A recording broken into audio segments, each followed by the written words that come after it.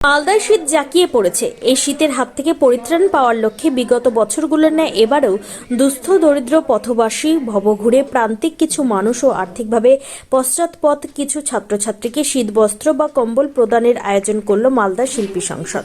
পাশাপাশি তারা নাট্যপ্রেমী জনসাধারণের জন্য আয়োজন করলেও দশম বর্ষ নাট্য উৎসব দ্বিতীয় পর্যায় শুক্রবার সন্ধ্যায় মালদা কলেজ অডিটোরিয়ামে প্রদীপ প্রজ্বলনের মধ্য দিয়ে অনুষ্ঠানের আনুষ্ঠানিক সূচনা হয়।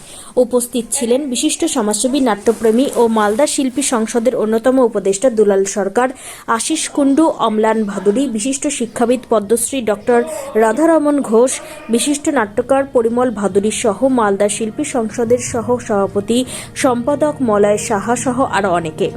আজকের অভিযান খুবই গুরুত্বপূর্ণ। আজকের অভিযান সফল হলে দেশের সমস্ত বিপ্লবীদের কাছে এই বার্তা পৌঁছে দেওয়া যাবে যে এমন করেও ব্রিটিশ সাম্রাজ্যবাদের বিরুদ্ধে লড়াই করা সম্ভব। আজ আমরা একসঙ্গে 3টি জায়গায় আক্রমণ করব।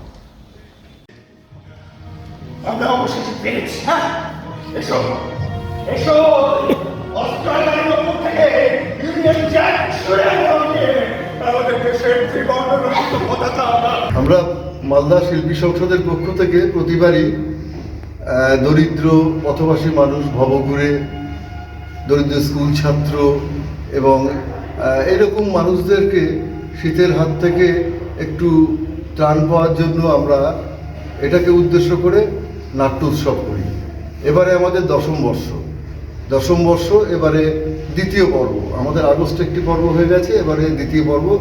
আজকে 13ই ডিসেম্বর থেকে আগামী 15ই ডিসেম্বর আমাদের এই 3 দিন ব্যাপী নাট্যোৎসব চলবে। আমাদের মুখ্য উদ্দেশ্য